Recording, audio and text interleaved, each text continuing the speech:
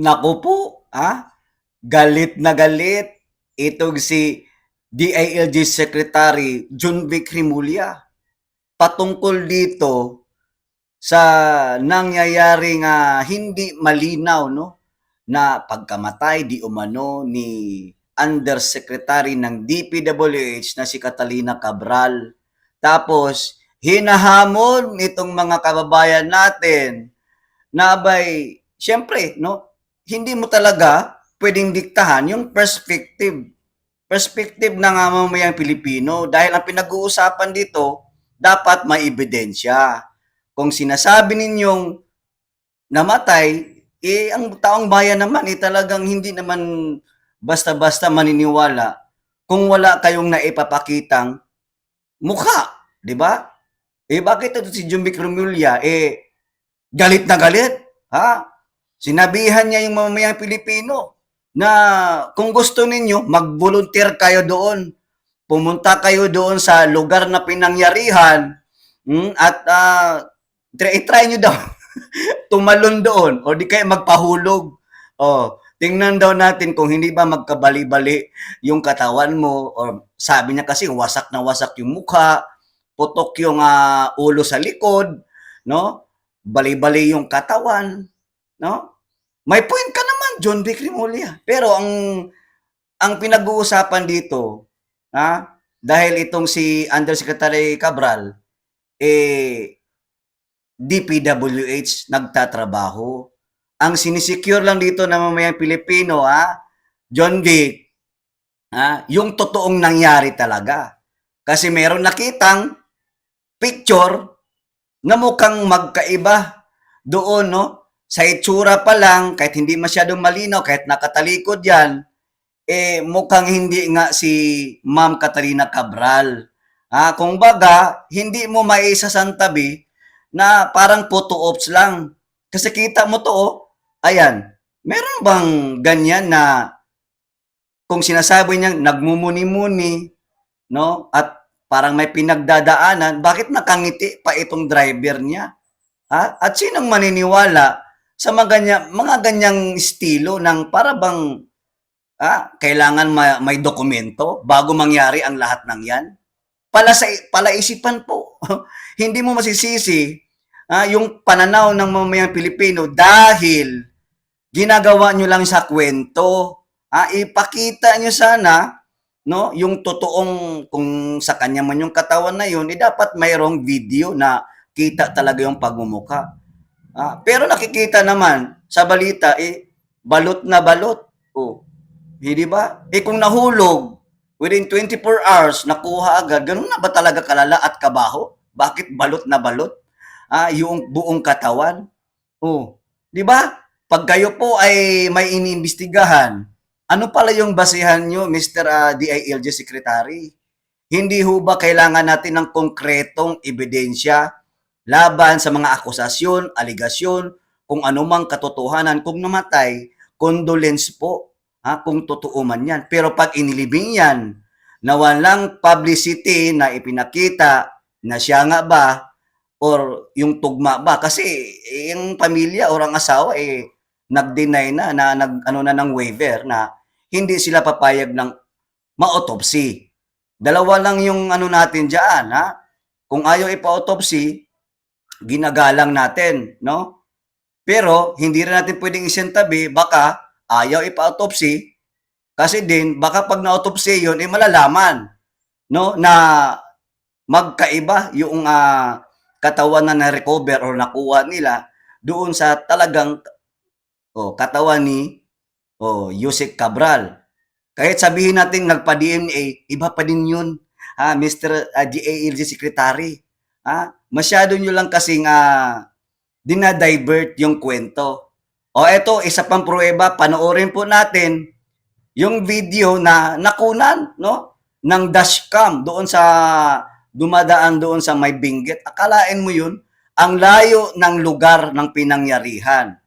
Palaisipan sa mamamayang Pilipino, bakit sila napunta doon? At isa pa, takot itong si Yusek Cabral sa heights.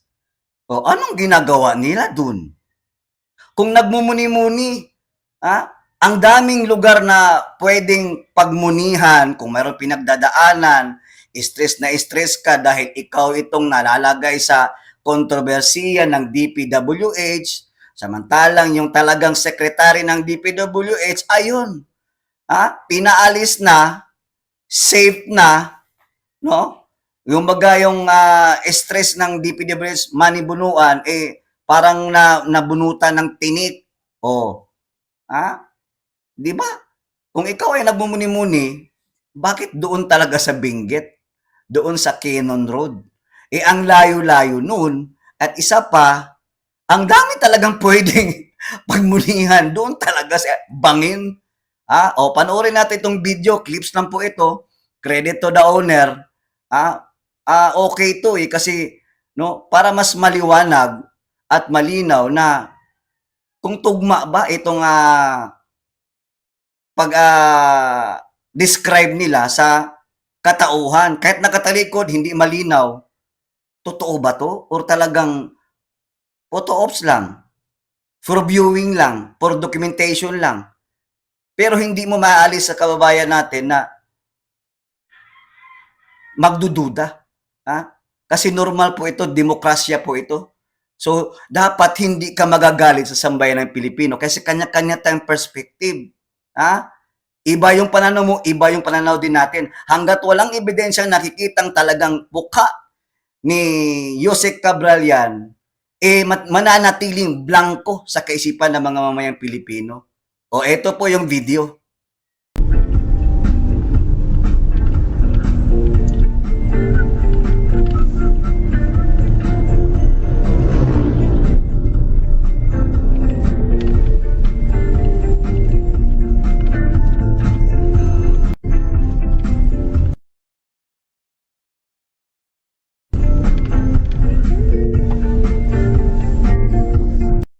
Di ba?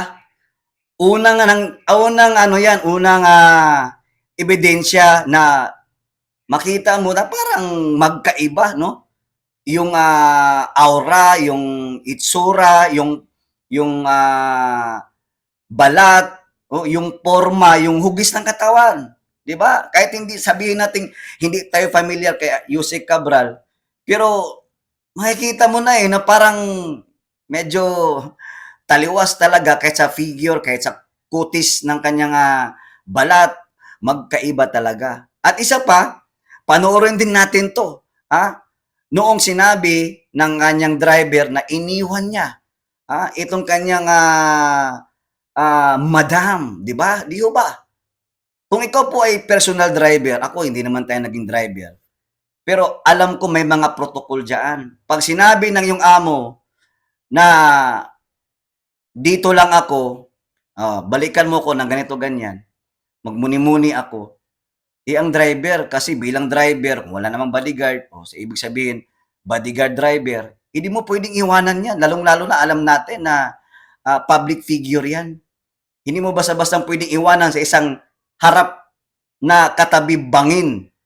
Pwede kang lalayo, at kahit sino, mga kabayan, walang magsasabing amo mo na iwanan mo ako dito, no? Bilang nagtatrabaho sa kanya, seguridad pa rin yung number one na priority mo. Protocol yan sa mga public figure, sa mga nagtatrabaho, kahit hinula sa politika. Kahit sabihin natin, negosyante, maartista, whatever ganyan, pag ikaw ay driver, bodyguard, kailangan mong ingatan ang iyong amo. Ito po yung video, mga kabayan, ng kwento ng driver, na kung saan talagang hindi talaga malinaw, no? Magdududa talaga ang sambayan ng Pilipino. Panoorin po natin. Nagpaiwan sa akin, bago ko naman iwan, nakaupo po siya doon sa may bato. Tapos sabi niya, balikan ko na lang siya.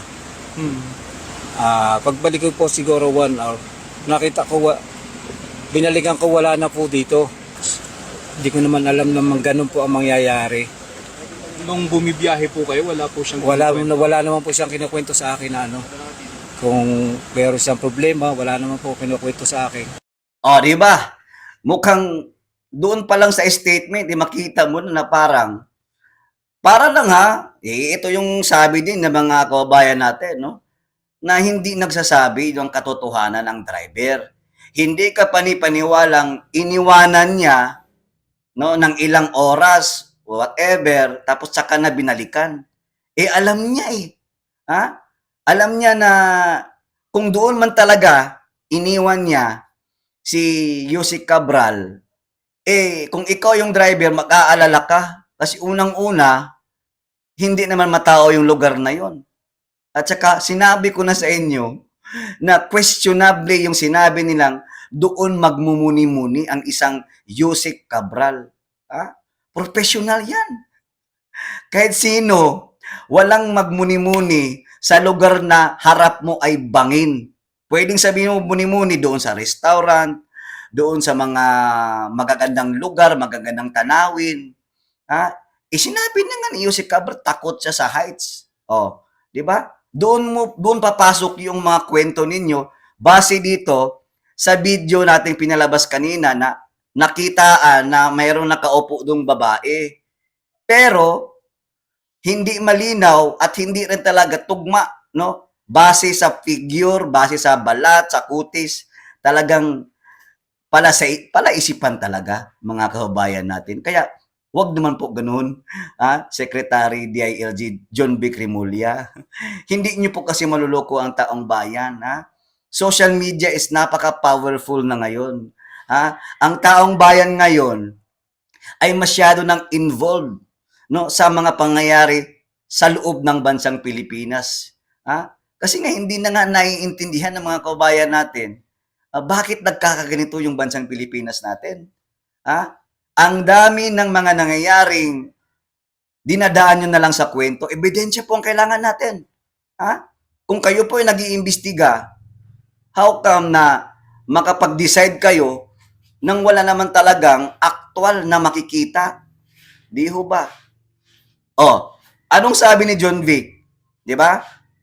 Kung talagang siya yun, kung ganun ang nangyari, makikita natin sa kwento niya dito, magkaiba po ang naipalabas na report ng isang reporter ng isang mainstream media kumpara dito sa sinasabi ni John B. Cremulya. Wasak ang kanan na bahagi ng mukha niya, bali ang kamay, bali ang tuhod, at saka dito sa likod basag, at saka yung kanyang ribs ay nag-leakage, ay shattered towards the internal organs. Ayon sa Cordillera Police Public Information Office, blunt traumatic injury mula sa pagkakahulog ang sanhi ng pagkamatay ni Cabral. Wala raw damage ang mukha nito, bagamat may mga bali sa Di ho ba? Taliwas talaga magkaiba yung kanilang ipinahayag, no, sa harap ng mamayang Pilipino. Ngayon, lumalabas tuloy yung haka-haka na baka nga mayroon nang nangyayaring hindi maganda. Posible, di umano sabi ito sa mga nababasa ko mga netizen, na baka daw, wala na nga si Yusik Cabral, no? Hindi sa pumanaw. Baka nga, pwede rin, no? Na yung ginawa nilang photo ops, picture-picture, whatever, documented. Kasi makikita mo, talagang dokumentado, yung lahat. So, ngayon, pumapasok ngayon tong sa isipan ng mga Pilipino na baka nga wala na si Cabral. Pinaalis na. Yung nakikita natin doon, ibang Cabral yun. Ibang Yusek yun. Siyempre, sino pa mapapakita? Nabalita ka nang patay ka na Kailangan mo na talagang magtago. Pangatawanan na natin to. Hindi rin naaalis na yung mamayang Pilipino ay magdududa din sa pamilya. Na baka talagang kasi nga iskandalo ito Trilyon, maraming alam si Yusik Cabral kung sino-sinong mga politiko. At sigurado akong malaking tao ito. Hindi lang si Tambaloslos. Kayo, sino kaya ang sa tingin ninyo ang kinakatakutan or ayaw mabulgar na isang politiko na talagang mastermind diyan sa nakaw diyan sa DPWH, sa ghost projects, sa flood control. Di ho ba? O hanggang dito na lamang mga kababayan. Kayo at ako at tayo na lang po sana, no? Tayo na lang yung humusga kung totoo ba itong mga nangyayari ngayon na para bang nililihis nila at dinadaan na lang sa sarswela, sa kwento, pero walang nakikitang ebidensya, walang actual video, walang mukha na iniharap sa publiko. Hanggang dito na lamang, maraming salamat. And advance Merry Christmas po. Ilang araw na lang ba? 21, 22, 23. Uy, apat na araw na lang po, magpapasko na. Merry Christmas po sa ating lahat. In advance, Happy New Year. Maraming salamat sa mga kababayan nating nanonood, sa mga subscribers natin, Luzon, Visayas at Mindanao, sa mga kababayan nating OFW na yung iba, nagti-team replay. Maraming salamat po sa inyo sa mga nag-likes, nag-share, nag-subscribe sa atin. Maligayang Pasko po in advance. Salamat and mag-iingat po kayo lagi. God bless us all. Bye!